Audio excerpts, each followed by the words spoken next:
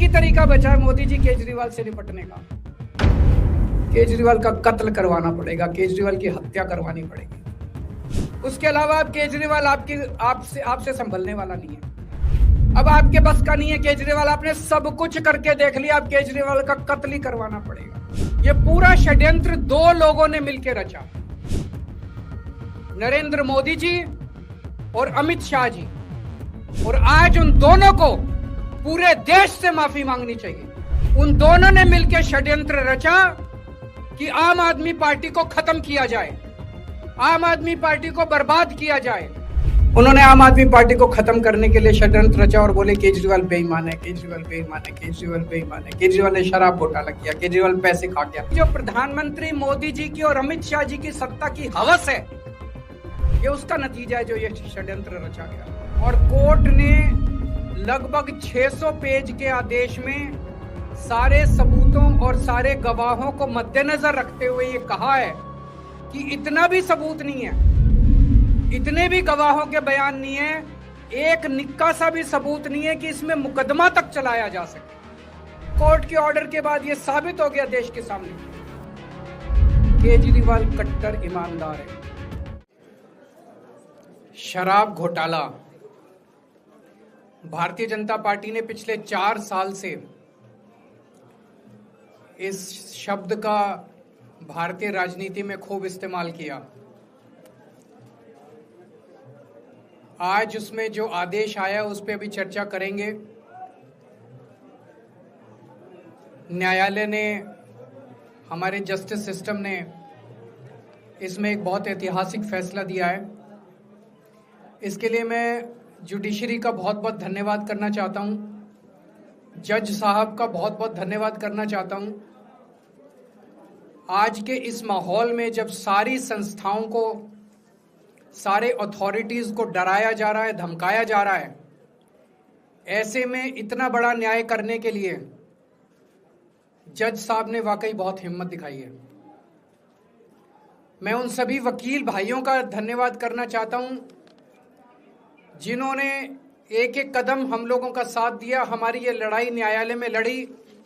मैं खासकर नाम लेना चाहता हूं, अभिषेक मनु सिंघवी साहब का धन्यवाद करता हूं, हरिहरन साहब का धन्यवाद करता हूं, रिबेका मैडम का धन्यवाद करता हूं, विक्रम चौधरी जी का, दयान कृष्णन जी का, रमेश गुप्ता जी का, शादान का, मोहित माथुर जी का, विवेक जैन, रजत, मोहम्मद इरशाद, करण, मुदित जैन, और भी कई नाम है, अगर मेरे से कुछ रह गए हो। बहुत सारे वकीलों ने हमारा साथ दिया।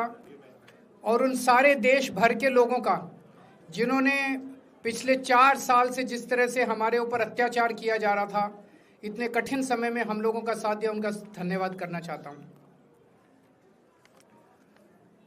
आप जान रहे हैं कि किस तरह से पिछले 4 साल से ईडी को, सीबीआई को, सारी संस्थाओं को इस्तेमाल करके हमारे ऊपर एक शराब घोटाला नाम का एक आरोप लगाया गया। सीबीआई ने, ईडी ने उसमें चार्जशीट फाइल की। आज कोर्ट को प्राइमा फेसी ये निर्णय लेना था कि क्या सबूत और गवाहों के बयानों के आधार पे सफिशिएंट मटेरियल है कि इसमें मुकदमा चलाया जाए। अभी मुकदमा चला नहीं था। कोर्ट को यह निर्णय लेना था कि क्या मुकदमा चलाने लायक सफिशिएंट मटेरियल है। और कोर्ट ने लगभग 600 पेज के आदेश में सारे सबूतों और सारे गवाहों को मद्देनजर रखते हुए यह कहा है कि इतना भी सबूत नहीं है, इतने भी गवाहों के बयान नहीं है, एक निक्का सा भी सबूत नहीं है कि इसमें मुकदमा तक चलाया जा सके। अगर मुकदमा चलाया जाता, 15-20 साल मुकदमा चलता, उसमें बहुत सारे गवाह बुलाए जाते, सबूत रखे जाते, उसके बाद होता, वो तो अलग बात है। कोर्ट का यह कहना है कि इतना टुच्चा केस है, इतना फर्जी केस है, इतना बेकार केस है, इतना गलत केस है। ये मैं नहीं कह रहा, ये भाषा है। आप कोर्ट का ऑर्डर पढ़िए। ये ऑर्डर जो है ये ऐतिहासिक ऑर्डर है। कोर्ट ने कहा है कि इतना फर्जी केस है, इतना फर्जी केस है, एक भी सबूत नहीं है, एक भी गवाह नहीं है कि इसमें मुकदमा भी नहीं चलाया जा सकता। ये पूरा षड्यंत्र किसने रचा, क्यों रचा? ये पूरा षड्यंत्र दो लोगों ने मिलकर रचा, नरेंद्र मोदी जी और अमित शाह जी। और आज उन दोनों को पूरे देश से माफी मांगनी चाहिए। उन दोनों ने मिलकर षड्यंत्र रचा कि आम आदमी पार्टी को खत्म किया जाए, आम आदमी पार्टी को बर्बाद किया जाए। और उस षड्यंत्र के तहत आजाद भारत का सबसे बड़ा और सबसे घिनौना षड्यंत्र रचा उन लोगों ने। वो देख रहे थे कि दिल्ली में वो हमें नहीं हरा सकते, वो देख रहे थे कि दिल्ली की जनता हमारे कामों से बहुत खुश है, वो देख रहे थे दिल्ली में कामों की राजनीति के आधार पे वो कहीं खड़े नहीं होते, तो उन्होंने एक षड्यंत्र रचा। जनता जानती है कि केजरीवाल ईमानदार, उन्होंने कहा केजरीवाल की ईमानदारी पे चोट करो। जनता जानती है कि आम आदमी पार्टी ईमानदारी, उन्होंने कहा आम आदमी पार्टी की ईमानदारी पे चोट करो। उन्होंने आम आदमी पार्टी को खत्म करने के लिए षड्यंत्र रचा और बोले केजरीवाल बेईमान है, केजरीवाल बेईमान है, केजरीवाल बेईमान है, केजरीवाल ने शराब घोटाला किया, केजरीवाल पैसे खा गया, केजरीवाल ने 100 करोड़ रुपए खा लिए। मैंने जिंदगी में केवल ईमानदारी कमाई है, मैंने जिंदगी में केवल इज्जत कमाई है, एक नया पैसा नहीं कमाया मैंने अपनी जिंदगी में। इन लोगों की तरह नहीं हूं मैंने जिंदगी में एक नया पैसा नहीं कमाया, केवल ईमानदारी कमाई है। और ये उस ईमानदारी के ऊपर चोट करना चाहते थे, उसके लिए इन्होंने षड्यंत्र रचा था। आज कोर्ट के ऑर्डर के बाद ये साबित हो गया देश के सामने, केजरीवाल कट्टर ईमानदार है, मनीष सिसोदिया कट्टर ईमानदार है, संजय सिंह कट्टर ईमानदार है, दुर्गेश कट्टर ईमानदार है, आम आदमी पार्टी कट्टर ईमानदारी है। हम नहीं कह रही है, कोर्ट ने सारे देश के सामने बोला है। कई लोग ये कहते हैं जेल से आने के बाद केजरीवाल चुप क्यों हो गया, केजरीवाल गायब हो गया, केजरीवाल कहां गया? मैं कोई नेता नहीं हूं, मैं कोई पॉलिटिशियन नहीं हूं। पॉलिटिशियन को फर्क नहीं पड़ता, उनको 4 गाली दे दो, मोटी चमड़ी होती है उनकी। मैंने जिंदगी में केवल ईमानदारी कमाई है। मेरे को जब कोई बेईमान बोलता है मुझे फर्क पड़ता है, मेरे को जब जेल भेजा जाता है, मेरे परिवार के ऊपर ताने मारे जाते हैं, मेरे को फर्क पड़ता है। केजरीवाल को फर्क पड़ता है। इसलिए मैंने तय किया था कि जब सारे देश के सामने मैं निर्दोष साबित हो जाऊंगा तब तक मैं चुप रहूंगा। आज मेरे दिल से बहुत बड़ा बोझ उतर गया। मैं मोदी जी को कहना चाहता हूं, मोदी जी आपने हमारे ऊपर इतने केस कर लिए, आपने ईडी छोड़ दी, आपने सीबीआई छोड़ दिया, आपने पुलिस छोड़ दिया, आपने इनकम टैक्स छोड़ दिया हमारे पीछे, आपने जेल भेज दिया हमारे 5 सबसे बड़े नेताओं को। आम आदमी एक समय ऐसा था जब आम आदमी पार्टी के सबसे टॉप के 5 नेता जेल में थे एक साथ।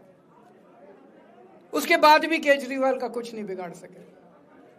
अब तो एक ही तरीका बचा है मोदी जी केजरीवाल से निपटने का, केजरीवाल का कत्ल करवाना पड़ेगा, केजरीवाल की हत्या करवानी पड़ेगी। उसके अलावा अब केजरीवाल आपसे संभलने वाला नहीं है, अब आपके बस का नहीं है केजरीवाल। आपने सब कुछ करके देख लिया, अब केजरीवाल का कत्ल ही करवाना पड़ेगा। और एक तरीका है, मैं पहले भी बोल चुका, लेकिन वो मोदी जी के बस का नहीं है। मैंने 500 स्कूल बनवाए दिल्ली में, आप 5000 स्कूल बनाओ। मैंने दिल्ली की सड़कें अच्छी करी, आप पूरे देश की सड़कें ठीक कर दो, देखो केजरीवाल को कोई पूछेगा ही नहीं। केजरीवाल ने 200 मोहल्ला क्लिनिक बनाए, आप 20,000 मोहल्ला क्लिनिक बनाओ। आप तो देश के प्रधानमंत्री हो, अरे अच्छे काम करो ना। वो नहीं होता मोदी जी से, वो मोदी जी से नहीं होता। मैं उनको कहना चाहता हूं, प्रधानमंत्री जी, केवल सत्ता की जो प्रधानमंत्री मोदी जी की और अमित शाह जी की सत्ता की हवस है, ये उसका नतीजा है जो ये षड्यंत्र रचा गया।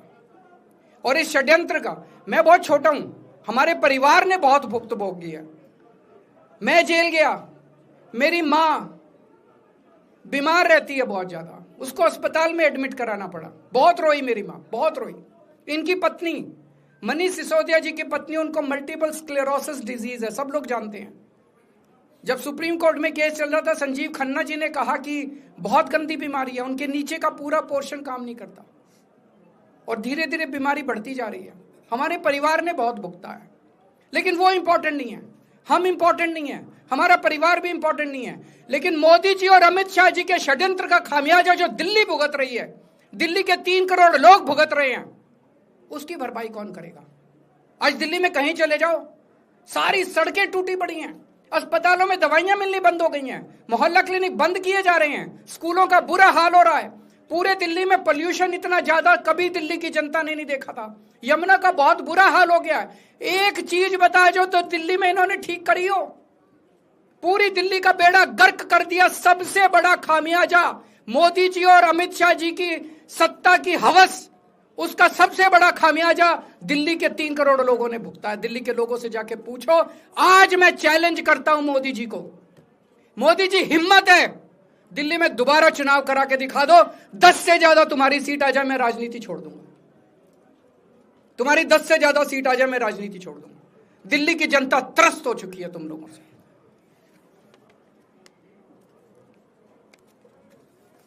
मैं मोदी जी को कहना चाहता हूं, अगर आपने सत्ता हासिल करनी है, कुछ पॉजिटिव काम करके सत्ता हासिल करो। आज देश के सामने इतनी बड़ी बड़ी समस्याएं हैं।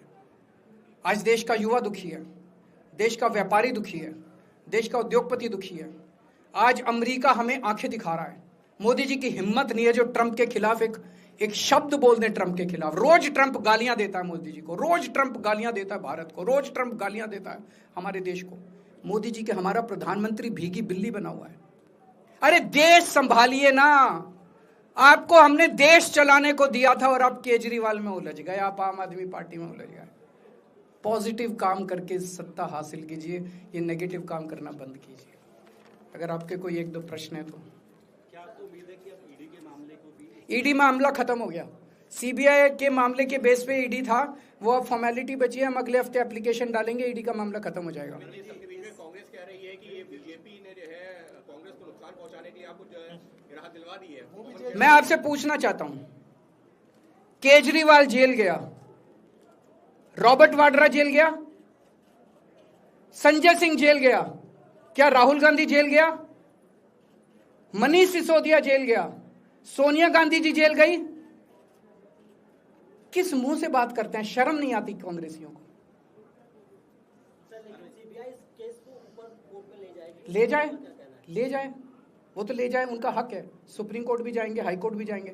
जैसे निचली कोर्ट में न्याय हुआ, ऐसे ऊपरी कोर्ट में भी न्याय हुआ। जब कोई सबूत है ही नहीं, जब कोई गवाह है ही नहीं, तो ऊपर के कोर्ट में भी कहां से लाएंगे सबूत, कहां से लाएंगे गवाह?